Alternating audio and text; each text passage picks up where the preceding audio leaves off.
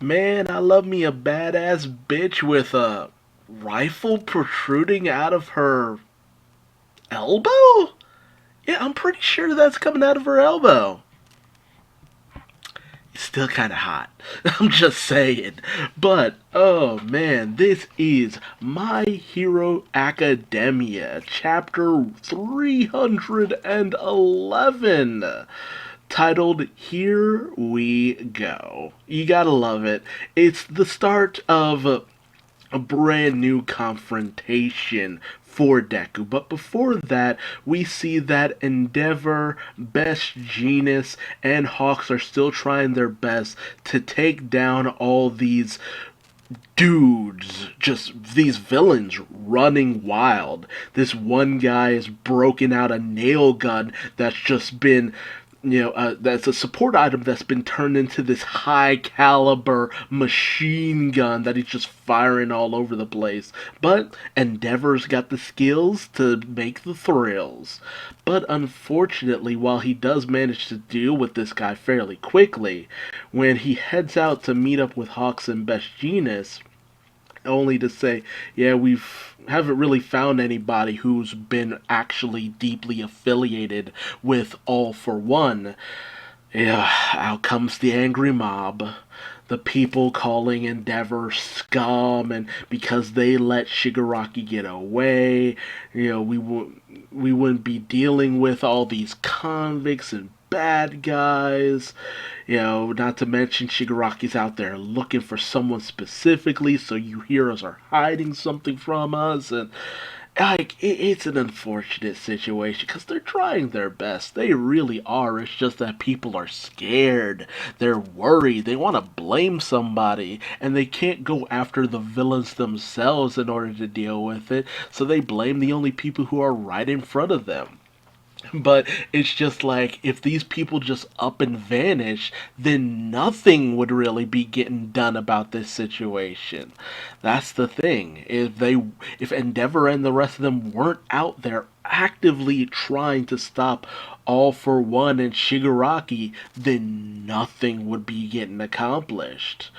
But they want to blame someone. They want to think that, maybe attacking the heroes in this way, is just a good way to get out their anger and rage and their grief. They feel like these people failed them greatly.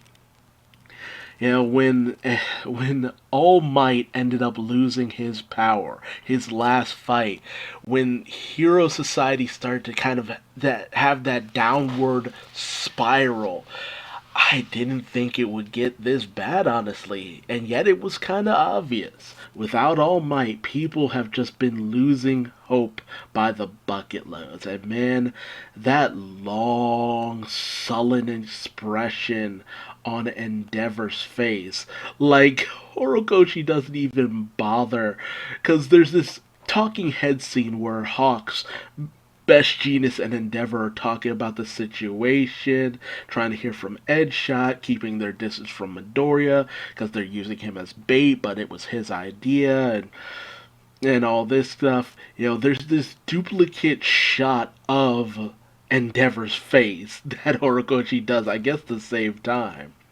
But they talk about the fact that it seems weird, like, why Shigaraki? Why have Shigaraki be the vessel for all of this? Why not do what he was trying to do before? What is it about Shigaraki that makes him so special? They say that it's hate that was and rage that was essential to making him the most powerful, but doesn't All for One have that? I mean, he got demolished by All Might, but All for One always seems to be smiling perpetually.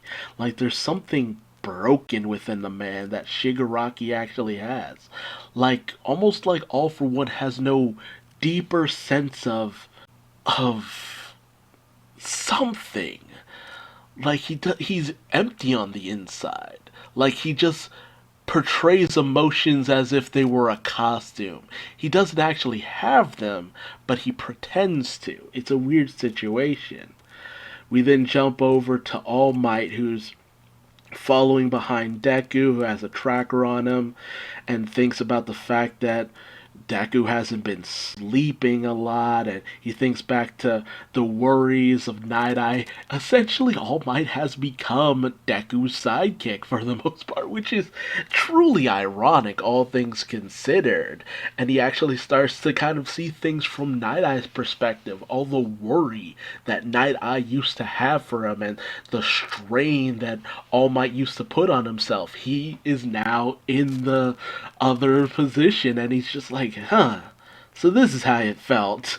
Like, he's really getting the business on this because he can't help the way that he used to. But suddenly, Midoriya's tracker goes silent. It disappears, and a sudden grenade just pops out next to All Might's incredibly awesome car, which I mourn the loss of the car if got destroyed, but I hope All Might's okay. I can't imagine that he's been completely taken out. Meanwhile, Midoriya, who was on the phone, it gets shot right out of his hand, and with the bullet seems to talk back to him. And as Midoriya's heartbeat ramps up, I love the paneling for that, where it comes in just suddenly, then it starts to overtake the entirety of the page of Midoriya's heartbeat. And this voice says, "You, boy in green, you're coming with me." And Deku realizes this is it. Finally, someone who has ties to All for One has come after me. Someone has finally taken the bait. And we see it was the one lady who was released by All for One from Tartarus, along with, of all people, Chie, Chisaki, Overhaul, who's still missing both of his arms. So I wonder why this woman brought him along. Like, what is he to her? Is it possible that this is, of all things, Erie's mother? I'm just saying, like, that would be the only reasoning behind their involvement, unless she's using his ability to morph things in order to create the guns and weaponry that she's using.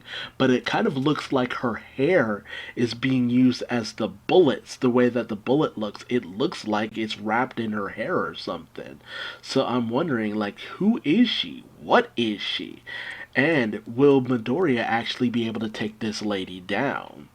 You know, if All for One was confident enough to send her after Midoriya, who could she be?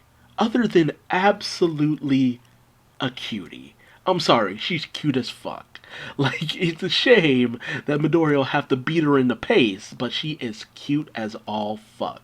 So I'm really wondering, is there a connection between her and Chisaki, or is Chisaki simply a tool that she's using in order to go after Midoriya? Why bring the limbless wonder around? And why hasn't he been given some kind of prosthetics? Would his powers even work with prosthetics? That is the question. I mean, couldn't he just make himself new arms using his ability?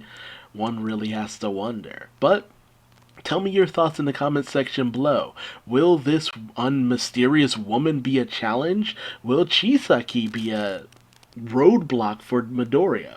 Or will she be just what Midoriya was looking for in order to find All for One? We're in the end game now, and the first act of the major finale of this series has just gotten underway. Tell me your thoughts and theories in the comments section below. Like, comment, and subscribe. And until next time, I've been Duuz-Diz-Din, and I will see you later. Bye-bye.